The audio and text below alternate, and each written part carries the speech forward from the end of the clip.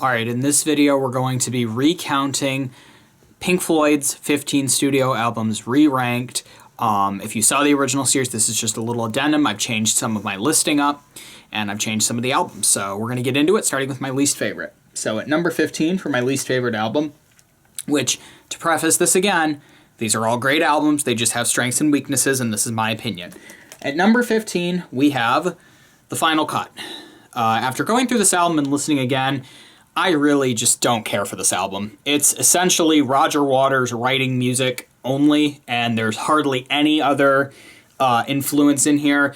Pretty much every song is about the same, and it's war, my dad died in the war, war, war, war, war, more war.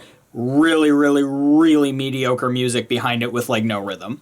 Other than the one good song, which is Not Now, John, and that's David Gilmour singing, of course. So, and that song's not even that good. So, easy pick for me at number 15. This album is just straight boring. I don't care for Roger Waters' war, war, war, my dad died, war, war, war lyrics. So, yeah. Number 15. Number 14, probably ironically enough, is none other than The Wall. And this is a great album, but the reason I put it at number 14 is because for me, this album has way too much filler and meh songs to be really, really good. Concept-wise, and as a rock opera, it's phenomenal. I don't think there's any rock opera that's ever been written that's more strong than this. This is iconic in that way. But from a musical standpoint, other than, you know, songs like Comfortably Numb, Hey You, Run Like Hell, Mother, Another Brick in the Wall Part 2, Young Lust, basically everything else on this album is decent at absolute best. And it really just drags on from a musical standpoint. Again, concept-wise, it's great, but musically, it's just not all there for me. So, yeah, number 14 is The Wall. At number 13, you're going to have to excuse me because I don't have a vinyl of it, The Endless River, which I have on this CD here. The Endless River is a really, really good last album, and I think as last albums go, it's phenomenal. It's basically just all instrumentals that are Rick Wright heavy, and it's really, really good, but it's just not anything super, super exciting. Is it good? Yeah. Is it good background music if you're doing some other tasks? Absolutely. But musically, as good as it is, it just doesn't do that much for me. And again, it's phenomenal, but in that way alone, in that it just sounds really nice. So, yeah, I don't really like putting it this far down, but Endless River, number, what would it be, 13. At number 12, we have More, the first soundtrack album. I think this is a really cool album. The only reason it's so low for me is because, admittedly, yeah, there are a couple tracks on here that just kind of drag. Songs like Cymbeline, Green is the Color, the Nile song, those are all amazing, but unfortunately, it being a soundtrack, it does have a little bit of that soundtrack-esque. Is it still really good? Yeah, but, nah. Number 12 for me. Easy pick. All right, number 11 now. I think I might be counting these wrong, but the next one in line, this one might surprise some people. Dark Side of the Moon. This is a really, really, really important album musically. I mean, this is one of the best-selling albums of all time, and it reflects that. And the songwriting in it shows that. But for me, musically, I'm not a huge fan of this era of Pink Floyd in general. I think it's really good, but I think that really, in my opinion, you have Time, Money, Us and Them, and everything else on the album sounds the same. That's how I see it. Now, is it cool, like On the Run, and are the transitions between the songs super cool? Yeah, but songs like Brain Damage, Eclipse, Breathe, Speak to Me, they're just there. They just exist. The only song on this album I really don't care for is The Great Gig in the Sky, and even though Rick Wright's piano playing is great, I really don't care for hearing wah, wah over and over. So, I know some people love that track, but yeah. So, Dark Side at number 11. Great, but I just really, I think that in terms of Pink Floyd, I think that this was not their highest musical achievement, even though I know a lot of people think it was. Number 10, whatever, I don't even know what we're on anymore, but we have, this is one again I moved, Animals. This is an album that's actually grown on me a little bit. I didn't used to care for it, but I have started to realize now that in terms of the albums with Roger leading it, I think this is the strongest one. The sound that they came out with in this album is amazing. And even though it's really such a short album, technically, the 3 songs on it basically are really good. Dogs is still kind of my least favorite, but Pigs and Sheep especially are just so cool to listen to. So yeah, I would agree with the people that say that sound-wise, this was their best album. I think you're probably right. Is it my favorite? No, but is it a very important album? Yes. And is it really, was the song structure there? Yes. And was Roger's songwriting really at its peak at this point? Absolutely. So, Animals right there. Number, I don't know, 8, 7, whatever. Probably 8 or 7. No, maybe 7. I don't know. But we have Aagama, Hart, Mother. Now, this album is fine. In terms of their older albums, it's one of my favorites. The Aagama, Hart, Mother suite, of course, is crazy, phenomenal, weirdly experimental. The other side's okay. The songs are okay, Fat Old Son especially, but this album lacks anything that makes me put it higher. Now, are songs like Alan's Psychedelic Breakfast, which I love, are they good? Yeah, but I don't know. I have a hard time, I guess, really putting it any higher. So yeah, what would this be? I don't know, 8, 9, 7, Aagama, Hart, Mother. All right, next up in line is an album that's probably going to shock some people considering where I placed it. And that is Aagama. And I know a lot of people hate this album. I used to hate it. It took a couple listens and I had to go through it again, but I really started to understand the genius behind this album. As far as experimental stuff goes, you can't beat it. And I mean, what other band at the time in '69 is going to give each of their members the freedom to do whatever they want? Like, Sisyphus I used to hate on. My God, though, it is so just crazy sounding. Grantchester Meadows is a beautiful song. Narrow Way is really good. As a former percussionist, I love the Grand Vizier's Garden Party. It's awesome. And Several Species, as stupid really as it is, it's pretty cool how they layered it. So, I don't know what number this is. Maybe number 8, 7, but Aagama. All right, I think this is number 7 now. We're getting into the top ones now. We have A Momentary Lapse of Reason. A lot of people hate this album, in my opinion, for being the first really David Gilmour-based album. This album rocks. This is easily a 10 out of 10 album. And I mean, really every song on this I love, but it is very different from anything Pink Floyd had put out at the time, obviously. This is a later album, obviously. But my God, is it so good sounding, and I love it. I really can't say enough good about this album. So, yeah, easy pick for me right there. Momentary Lapse of Reason. I love it. Awesome sound.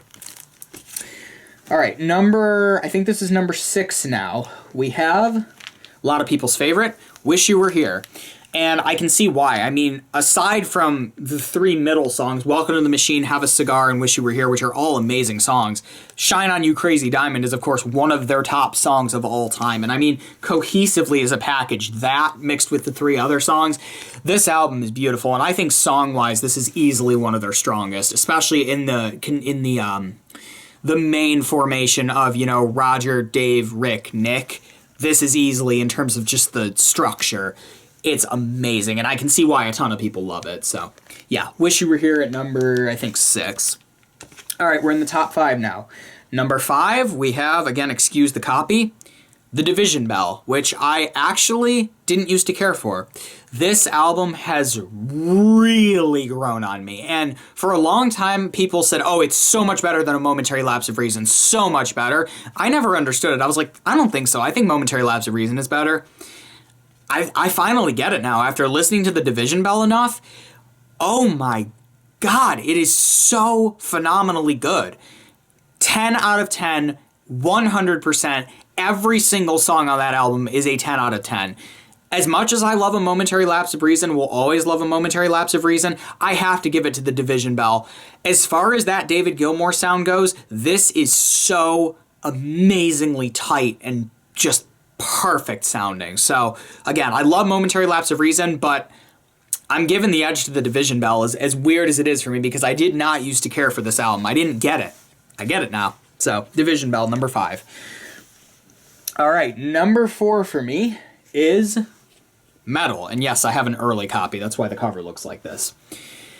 What a freaking album. And in terms of their 70s albums, This one is probably my second favorite, second only to, one you're going to see.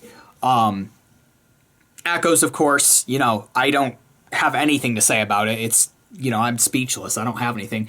And then the side one of these days, A Pillow of Winds, Fearless, Saint-Tropez, and Seamus. In terms of the collection of songs, I know I talked about Wish You Were Here. This almost might beat it. Yeah, Seamus is a little iffy, but man, I could listen to this album over and over and over again and not get bored. Especially, the side A songs, the side one songs are great anyway, but then you throw Echoes in there. It takes a amazing album and puts it in legendary status. And people always talk about the top, the big four Pink Floyd albums, Dark Side, Wish You Were Here, Animals, and The Wall. I agree with people that say this should be the other one. This should be the fifth. Easily. 100%. This is the album, I believe, that changed the trajectory of the band. Because prior to this, Adam Hart, Mother Aagama, they're, okay, experimental. They're still playing with stuff. They're still getting over not having Sid in the band. And then they hit the market with this. I don't have anything else to say other than that this album's phenomenal. So, number 4. All right, we're in the top 3. And really, any of these top 3 could be my number 1. We have none other than the famous, the wonderful, the debut, The Piper at the Gates of Dawn. And of course, if you couldn't already tell by my ranking, I do love David Gilmour. Not a huge fan of Roger Waters songwriting-wise, other than, Animals is good. But I love Sid Barrett. If you couldn't already tell by my rankings, I absolutely love Sid Barrett. I love the whimsy, weird, fantasy English songs that he makes, I guess is the best way to describe them. The really, the fairy tales, the, little cutesy songs. I think it's amazing. And for a debut record to sound like this, it's crazy. I mean, there are sounds on this album that literally every single time I listen to this album, I hear something new and I'm like, what is that? I've never heard that.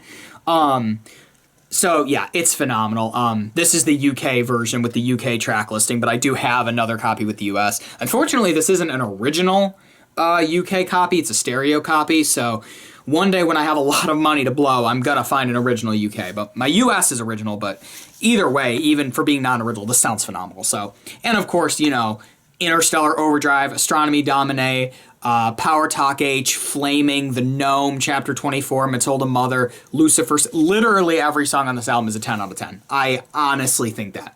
The only song on this album that I really, if I had to pick one to cut off, it would be Power Talk H. Because even though it's good, it's a good song, but in terms of all the other ones, I like them. So, yeah, easily number 3 for me. But again, could be tied for number 1.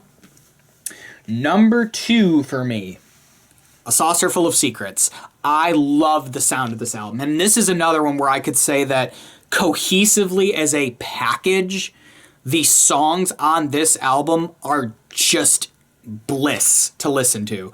Let There Be More Light, Remember a Day, Set the Controls for the Heart of the Sun, Corporal Clegg, of course, A Saucer Full of Secrets, Seesaw, and then, of course, Sid Barrett's swan song, Jug Band Blues. I could listen to this album all day and not get bored. It's just, again, the cohesiveness of the songs put together. It is phenomenal. And, of course, the sound. We're not quite as whimsy as we were with Sid Barrett. We're really deep into the space rock now. So, easily for me, number 2. And, of course, you already know what number 1 is. The ever so loved, I say that sarcastically, Obscured by Clouds. What was going to be the soundtrack to The Valley. It didn't end up being. But why is this my number 1? Simple. It's the sound. Is this their strongest collection of songs ever? No. Is it their most technologically advanced, musically speaking record? No. Do the sounds of the songs cohesively as a package bring out an emotion in me that none of these other albums do? Yup. This album for me is the equivalent of being a kid again on a warm summer day. That's the best way I can put it. Same with A Saucer Full of Secrets, for that matter, especially songs like Remember a Day and Seesaw. Especially Seesaw, that song in particular. But no, this album for me is And the first time I listened to it, too, it's funny, I always knew this album as like an underdog that no one ever cared about. So when the first time I went to throw this on the record player, I was like, all right, I'm going to give it a listen. I don't think I'm going to care for it, considering no one else does, but let's give it a listen. I threw that needle down, and the second I started hearing the sort of drum synth sound from Obscured by Clouds, I went, what is this? My jaw was dropped the entire time I listened to this album for the first time. Even songs like Free For, which are like, radio singles, oh my god, they're so good. So, yeah. Easy pick for me, number one. I don't think that this will ever change, frankly. I mean, maybe alternate the top three, but really for me, this is an easy pick. Some of these other ones I had to struggle with because they're all good. I just had to pick favorites, but any list for me will start with this one. So that's going to be it. Thank you all for watching this updated Pink Floyd album saga ranking. Thank you all for watching. Feel free to like, subscribe, follow me at Isaac24.com, and go listen to some Pink Floyd. Peace.